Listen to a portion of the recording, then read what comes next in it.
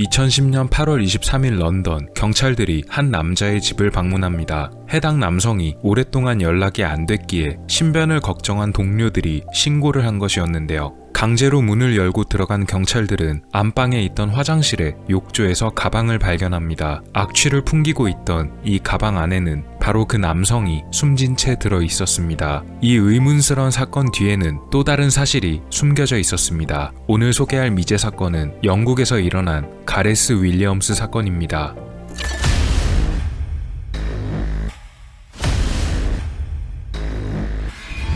가레스 윌리엄스는 1978년 웨일스 출생입니다. 그는 수학에 대단히 뛰어난 재능을 보였는데 17살에 수학에 관련된 학위를 취득하고 맨체스터 대학에서 박사 학위를 따냈습니다. 이후 세인트 캐서린 칼리지에서 다시 대학원을 다니게 되었지만 도중에 중퇴하고 직업을 가진 것으로 보입니다. 그는 이후 첼트넘이라는 곳 근처에서 집을 빌려서 2001년부터 살기 시작합니다. 그러다가 원래 임대하던 집은 그대로 두고 직장 근처인 런던에 제공된 집으로 옮겼다고 합니다. 사생활적인 면에서는 꽤 활동적이었던 것 같습니다. 그는 자전거 타는 것을 대단히 좋아했으며 사이클리스트로 활동하기도 했었고 아마추어 클라이밍 선수로도 활동했었다고 합니다. 2010년 8월 23일 경찰이 그의 집을 방문합니다. 일주일이 넘게 그가 출근하지 않았고 아무런 연락도 닿지 않았기 때문에 무슨 일이 생겼는지 걱정한 직장 동료들이 신고한 것입니다. 집 안에는 아무런 인기척도 느껴지지 않았지만 난방이 작동되어 집안은 더울 정도였습니다.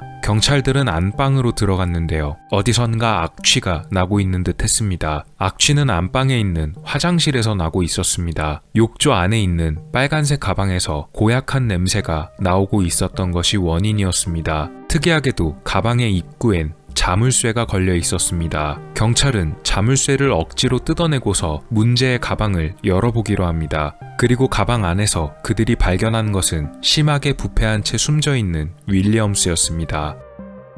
처음 발견 당시의 모습이 너무나 엽기적이었고 가방의 입구에 자물쇠가 걸려있기에 경찰에서는 이 사건을 타살이라고 보고 수사에 착수했습니다. 부검이 진행됐지만 부패가 꽤 심했기에 정확한 사망 추적 시각을 알아내는 데에는 꽤 어려움이 따랐던 것으로 보였습니다. 부검 결과 그는 일주일 전 숨진 것으로 드러났고 정확한 사인은 그가 가방에 갇혀서 제대로 산소가 통하지 못했기 때문에 이산화탄소 중독으로 사망한 것으로 보였습니다. 그가 겨우 일주일 전에 숨졌음에도 불구하고 심하게 부패가 진행된 것은 아마도 그의 집에 계속 작동되고 있었던 난방 시스템 때문인 것으로 밝혀집니다. 경찰의 연락을 받고 도착한 그의 부모가 윌리엄스의 신원을 확인해 주었습니다. 그의 가족들은 구체적인 사건의 내용을 듣고 정말로 말도 안 되는 사건이라고 말했습니다. 조사가 진행됐지만 미심쩍은 부분이 많았습니다. 170cm 정도의 키를 가지고 있던 그는 가방 안에 알몸인 상태로 들어가 있었습니다. 그리고 저항한 흔적도 없었습니다. 그의 체내에서는 알코올도 검출되지 않았고 다른 약물의 흔적도 나타나지 않았습니다. 만약 그렇다면 윌리엄스를 가방에 집어넣은 이들은 알몸 상태의 그를 저항도 없이 어떻게 집어넣었을까요? 당시 경찰 관계자인 마틴 휴이트는 조사 결과를 발표합니다. 이 사건은 제3자에 의한 타살이 아니라 우연한 사고로 인해 일어난 사건이란 것이었습니다. 경찰이 밝힌 이유는 이렇습니다. 첫째로는 윌리엄스가 알몸인 상태로 가방에 들어갔고 아무런 저항의 흔적이 없었다는 점을 들어 그가 자발적으로 이런 짓을 벌였다는 것을 뒷받침한다고 주장했습니다. 둘째로는 그가 평소에 가지고 있었다던 이상한 취미 때문이었다고 합니다. 그가 가지고 있었다던 이상한 취미는 바로 그의 특이한 성적 취향을 뜻했는데요. 3년 전 첼트넘의 집주인 부부가 마침 집을 지나다가 그가 도와달라고 외치는 것을 듣고 남편과 함께 집 안으로 들어갔습니다. 거기서 그들은 희귀한 광경을 목격합니다. 바로 윌리엄스가 자신의 침대 모퉁이에다가 자신의 손을 단단하게 묶어놓고서는 풀려나오지 못해 도와달라 소리치던 것이었습니다. 집주인 내외는 그를 곧바로 풀어주었습니다. 왜 이런 일을 벌였냐고 그에게 물었더니 그는 이렇게 묶인 상태에서 빠져나오는 것을 연습하는 중이었다고 말했다는데요. 하지만 아무리 봐도 변명 같아 보였다고 합니다. 실제로 윌리엄스는 숨지기 며칠 전부터 구속이나 속박에 관련된 웹사이트를 주로 둘러봤다는 사실을 경찰들이 증거로 내놓습니다. 또 그에게는 다른 취미가 있었던 것으로 보인다고 하는데 그의 집에서 고급 여성 의류들이 발견되었습니다. 한두 벌이 아니라 굉장히 많은 양이었고 가발과 구두 그리고 화장품까지도 발견됐습니다. 윌리엄스의 핸드폰 안에서 발견된 사진들 중에는 그가 몸에 아무것도 걸치지 않은 채로 가죽 부츠만 신고 거울 앞에 서서 촬영한 그의 셀프 사진이 저장되어 있다고도 했습니다.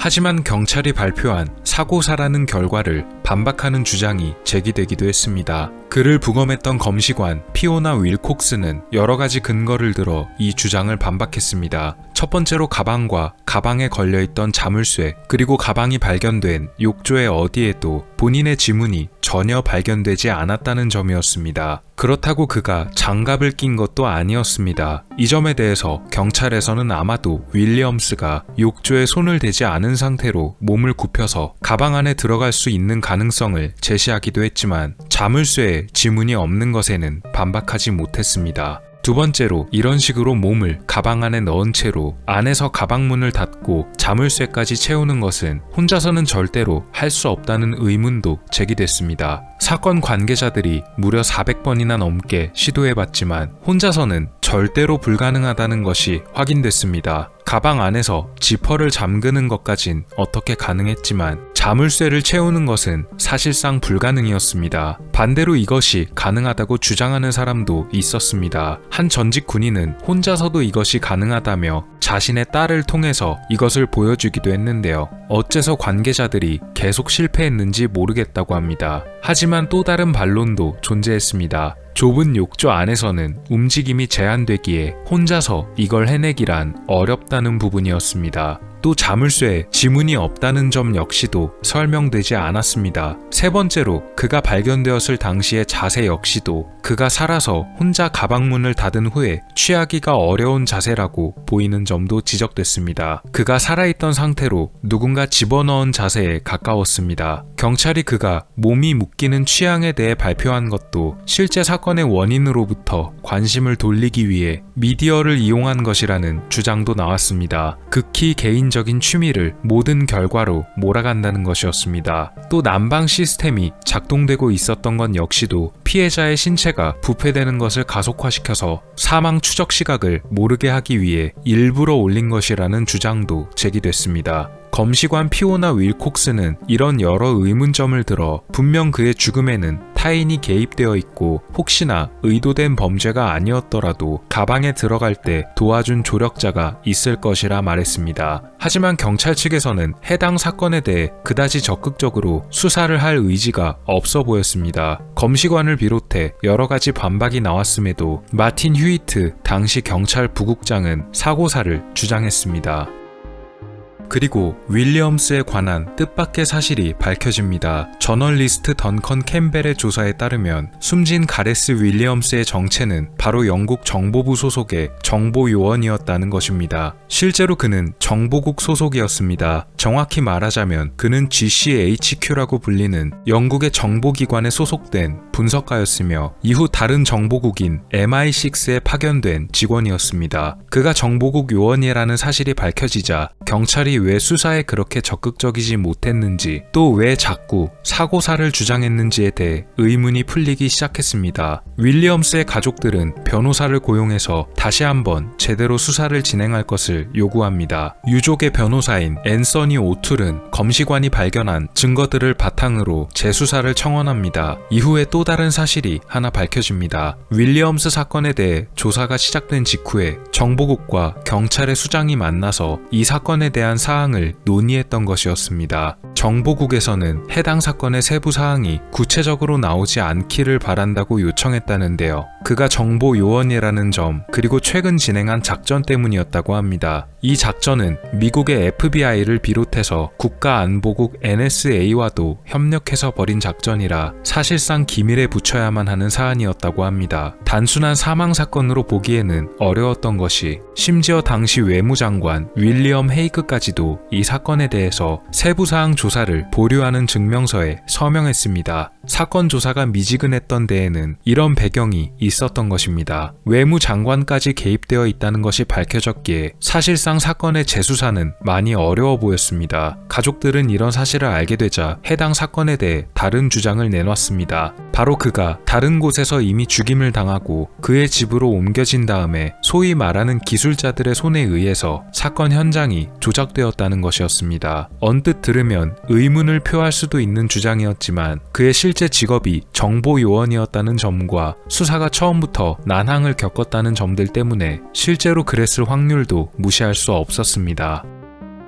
결국 경찰에서는 여론을 의식해서 재수사를 시작하고 이번 수사에는 MI6를 포함해서 정보국 요원들에 대한 전례 없는 접근이 허용됐습니다. 넓은 범위에 걸쳐서 수사가 펼쳐지게 됐는데요. 이 사건 자체를 벌인 것이 정보국이라는 예상도 나왔습니다. 바로 윌리엄스가 평소 사용하던 사무실에 그가 쓰던 여러 물건들이 있었음에도 불구하고 일부러 이것을 은폐하려는 시도가 있었기 때문인데요. 가족들은 제대로 된 수사 결과를 기대했지만 다시 한번 나온 수사 결과 역시 마찬가지였습니다. 경찰이 발표한 가장 가능성 높은 시나리오는 그가 실수로 가방에 갇혀 일어난 사고사라는 것이었습니다. 대신 경찰에서는 이 사건과 관련이 있을 수도 있는 두 남녀를 공개적으로 수배하기도 했습니다. 이들은 사건이 벌어지기 전인 7월에 윌리엄스의 집에 드나들던 사람들이었다고 합니다. 시간이 흘러 2015년 러시아에서 망명하여 현재는 영국에 거주하고 있는 남성인 보리스 카르피치코프가 이런 의견을 내놓습니다. 그는 러시아의 정보국이었던 KGB 소속 요원이었습니다.